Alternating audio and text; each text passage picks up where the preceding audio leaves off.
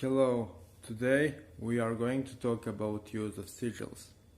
But first I need to give you two Hindu yantras. The first Hindu yantra I am going to give you is Maniyayan yantra, which gives you a gateway and a way to contact Maniyayan Loka, which is a positive dimension within Hindu lore. So, Maniyayan Loka is the Loka which is blessed by the Hindu god Murugan, who is the god of many things, the god of wisdom, the god of war, the god of prosperity, the god of power, the god of hills and nature. He is son of Shiva and Parvati, and he is a really complex force, which is too complex for me to comprehend and talk in this video. But for practical purposes, draw this yantra and then gaze upon it, or simply visualize it in your head to attract positivity into your life, to contact with energy from this positive dimension, and as well as bring a balance and harmony to your household. So this is the first yantra I will show you today. Maniyayan yantra is also really good for calming the mind and banishing the fear. This yantra extremely useful in the pandemic of coronavirus, which is overloading the world with fear and anxiety and disturbance of the mind. So once we know how to use this yantra, let's go to the next one. Now the second yantra I will show you in this video is Onuyani yantra, which is a gateway to Onuyani Loka, which is the positive dimension in Hinduism. This is the positive dimension which is the closest to our realm according to ancient Hindu Dravidian teaching, and this is the realm which contains the strong energies of the Hindu god Murugan. This yantra is capable of dispelling any form of negative energy, and this yantra is also capable of not only removing present negative energy, but also negative energy accumulated in previous lifetimes. So this yantra is really powerful. I glazed a little bit into Onuyani yantra and I felt some kind of really powerful nature energy coming from this yantra, filling me, empowering my body, my mind, and it was really empowering experience.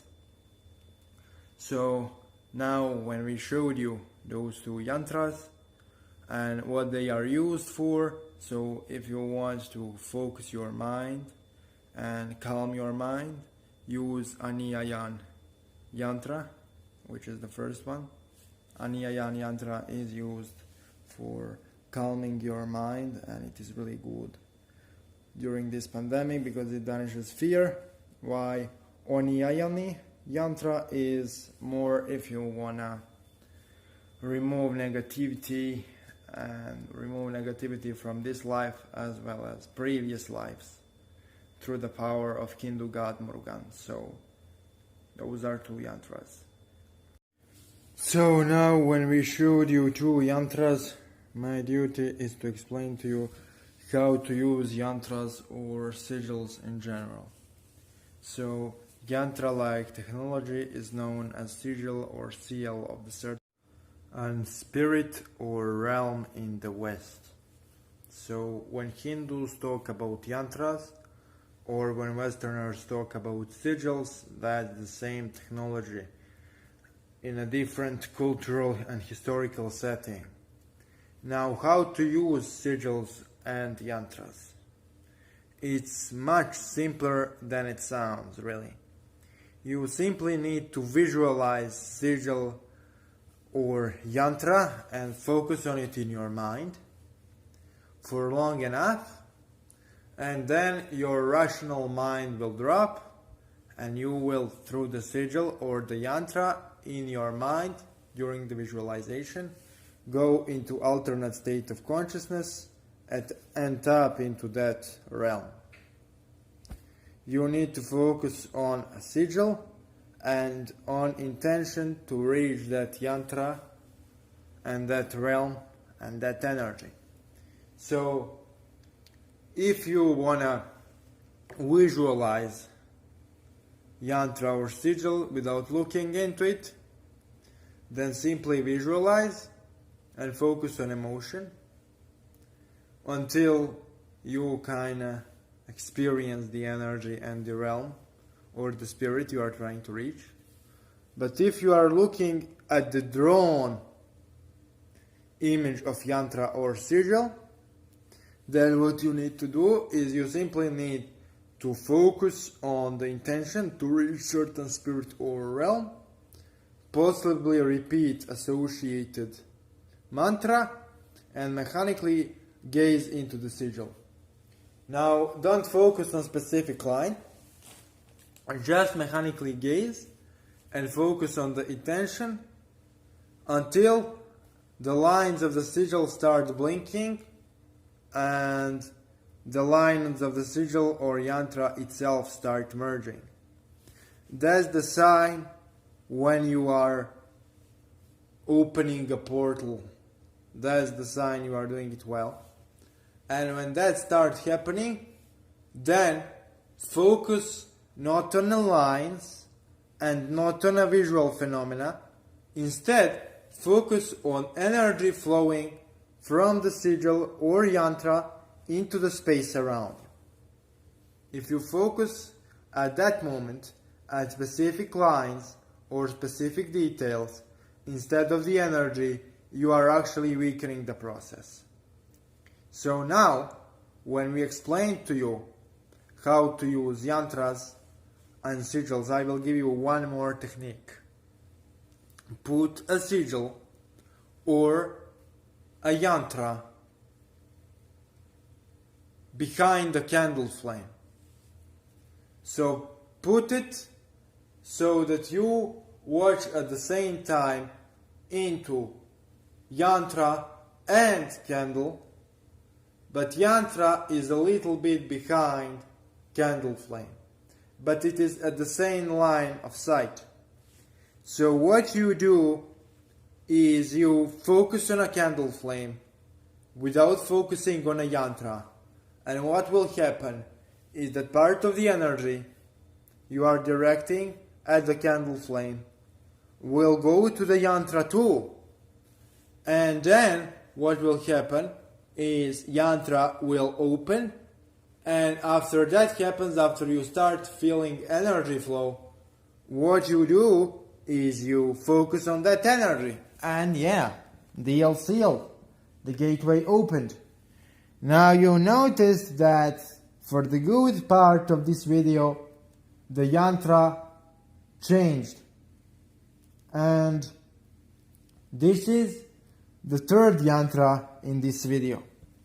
The yantra of my patron demon or asura, Pishatra Mayalakan, also known as Apasmara, the demon of ignorance, and he instructed me to give 2 instructions to people who want to summon him.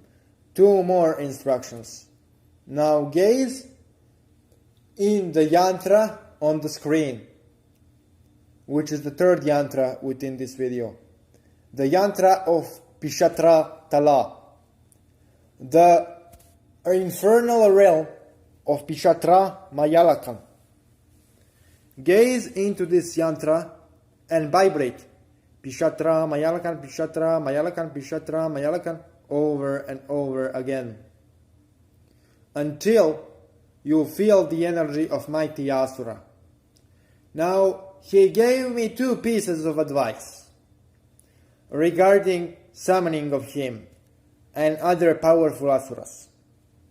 First piece of advice is that you should focus on emotion corresponding to the Asura or to the Hindu demon while you are summoning that being.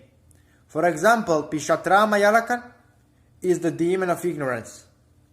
So you should focus on the feeling of emptiness, searching for knowledge and ignorance when you are summoning Pishatra Mayalakan.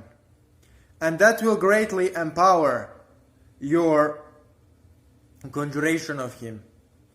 Also, he advised me and others, when you summon him, do not ask him to remove negative energy from you. Instead, ask him to recite hidden mantras upon you, which will transform that negative energy into something useful. And that's one of Ashura's or Asura's specialties. Their specialty is not necessarily to infuse us with negative energy and kill us. Their specialty from the point of the tantric adept is to turn negative energy into something useful. Remember, Asuras are not evil. They are manifestations of the destructive side of Brahman. They are not necessarily your enemies, but if you approach them in a wrong manner, they can be your enemies. But they also can be your allies if approached in right manner. Now, there is one final piece of advice regarding the yantras for opening of gateways. And that piece of advice is, if you are using yantra drawn at the piece of paper, use same yantra drawn at the same piece of paper every day as much as possible. Because every time you charge or consecrate the yantra, you increase the power of it, and you need less and less time to open it. And actually, if you do it long enough, yantras will remain open 24/7. So I will tell you my personal experience with yantra on the screen, which is yantra of Pishatra Tala, the lower realm where Mayalakan, my patron Asura, resides. So he instructed me, for whatever reason, to use the same piece of paper and same yantra on the same piece of paper to open his realm every night. And I'm doing this for a few nights in a row right now. And the last night I gazed into this yantra, and I didn't even started gazing.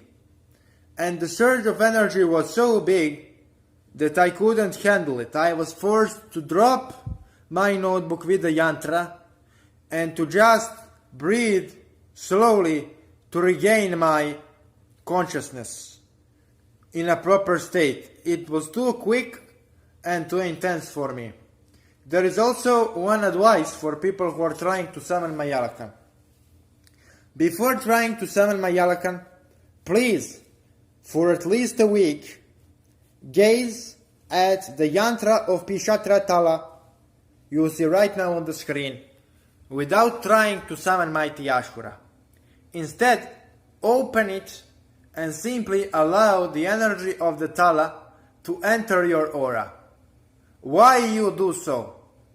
You do so in order to cause certain effects.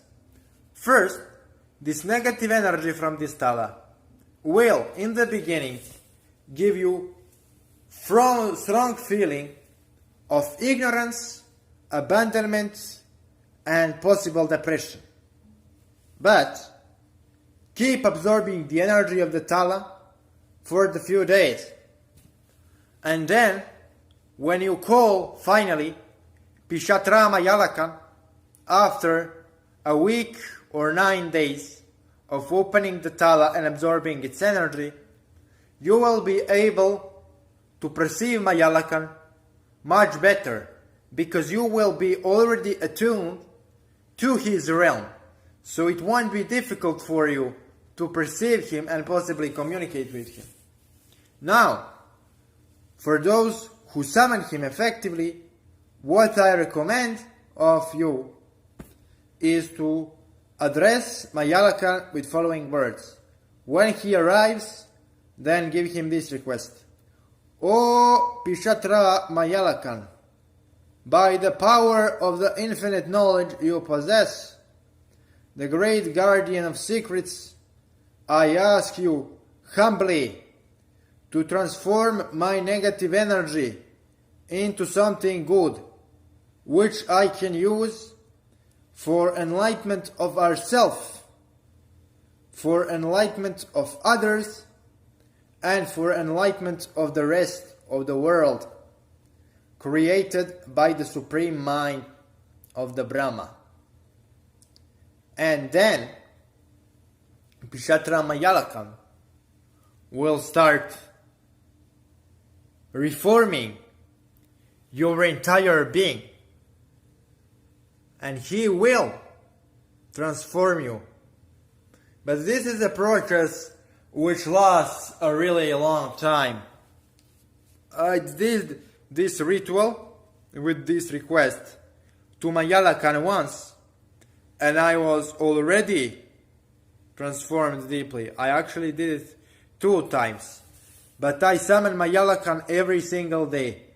And every single day I summon something different.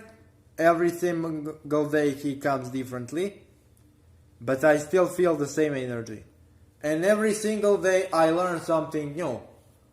The thing is, when you work with Mayalakan, you realize that there is no such a thing as end of the path, and there is no such a thing as final knowledge. So no matter how much I summon Mayalakan, compared to the infinite knowledge of the Brahman, I will always be ignorant. And that's what Mayalakan teaches. We are always ignorant. And only when we are aware of that ignorance, we will indeed be able to help ourselves and people around us through actually discovering new information and knowledge which came to us because of our awareness of our own ignorance. Pishatra Mayalakan, when summoned and communed for a long time, initiates painful expansion of consciousness. It is expansion of consciousness which is really physical and extremely traumatic. Thanks for watching, and see you next time.